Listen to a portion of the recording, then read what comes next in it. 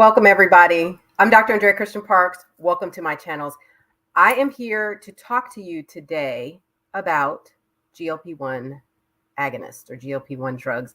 You know, why are we talking about this? I am a physician, a life and weight loss coach, and I help women lose weight permanently by aligning their faith with their work of weight loss.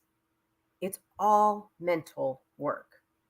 So primarily what I'm doing is helping people do the work that they know they need to do that they just can't seem to get done. So why are we talking about medication?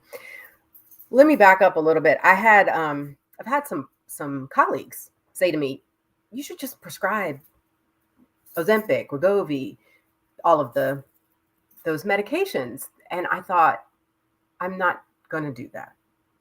There's a bunch of reasons why, but primarily it's one main reason, and that's what we're going to talk about today. And let me just start by saying, I don't have any problem with the GLP-1 agonists. I think that they're very powerful medications. They're working very well for a lot of people in a lot of ways. And I think that's great. I don't have a problem with the medication. But I think the impression that people have of this medication is actually the same impression that we as people have had about many, many medications and options for weight loss over decades, ever since we started producing medications and options for treatment for obesity. And I want to help you look at this with a critical eye so that you can make a decision about what you want to do as far as whether you get on the medication or don't get on the medication and what else you're going to do. Because what I'm going to tell you, ultimately, the end result is it's not good enough alone to just take the medication. So does anybody remember fen-phen back in the day? It was a medication that we still have one of the medications available. It's called phentermine. But it was a combination medication that people were taking. It essentially was a stimulant, helped people manage their appetite, and also caused major cardiac problems. So people taking these medications to lose weight and get healthy, and then had major heart problems after taking that medication. Okay, so that was way back. A lot of people take metformin right now.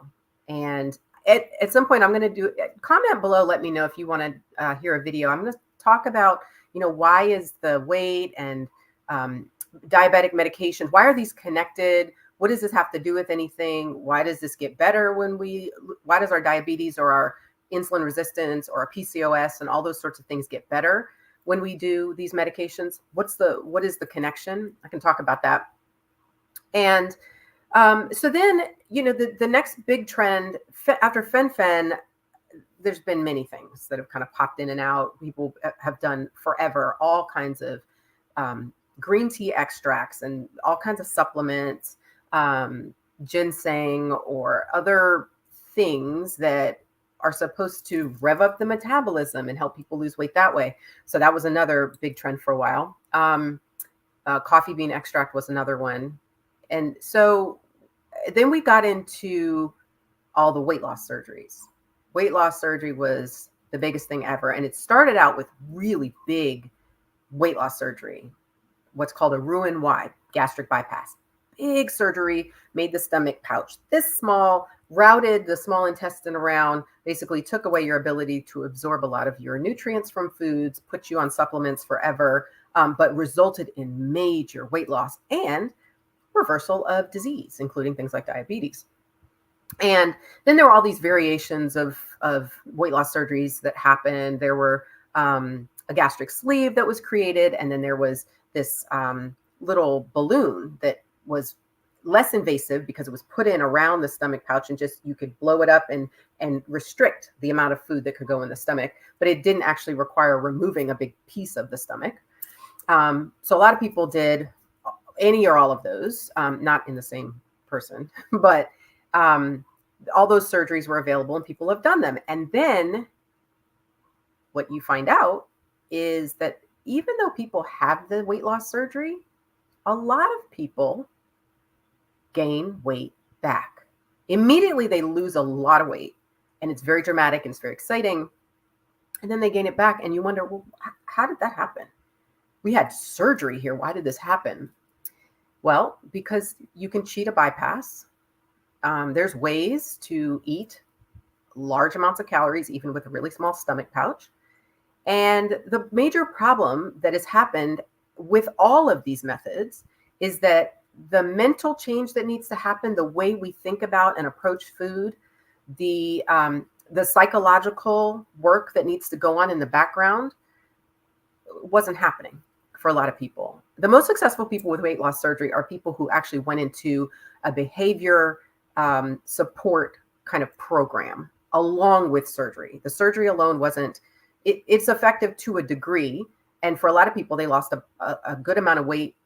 But I think one of the things that was really compelling to find out is that when you look at a lot of people who even did the most drastic types of surgery, they never got to a normal body mass index or normal weight for their height.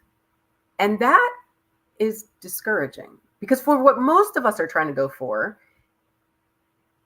is weight loss that gets us into close, at least, to a normal body weight for our height.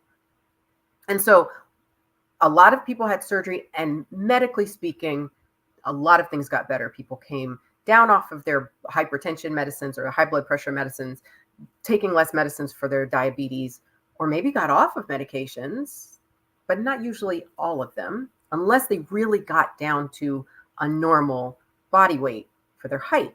And this is where I'm going when we're talking about the GLP-1 medications. The problem with the GLP-1 medications I have, and there's so much being said positive about them, and so I'm not trying to take away from that at all.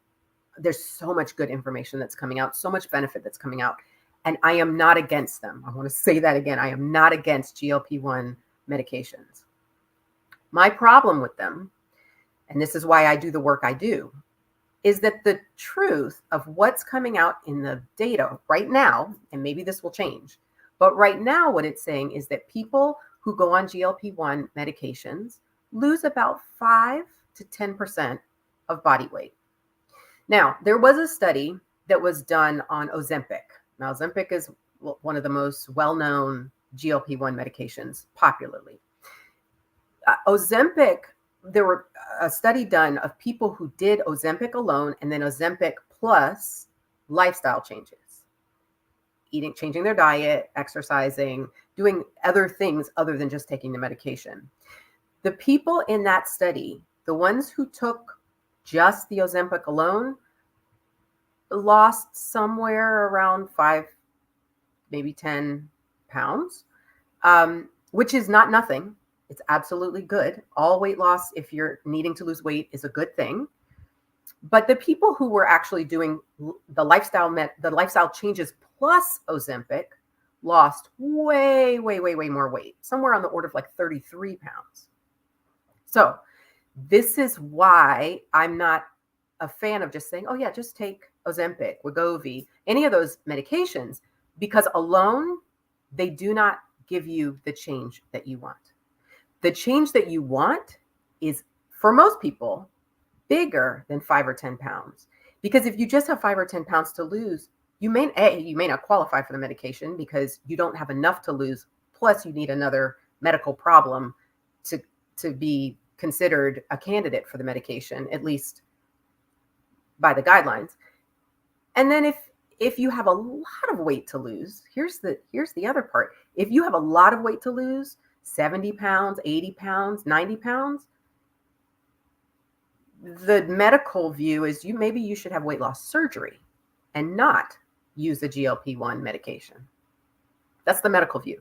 Now, I have a different take on that because of what I do. I have a client right now who is on a GLP-1 medication, and she has lost close to 90 pounds, which is way beyond the expectation of what she should lose on the GLP-1.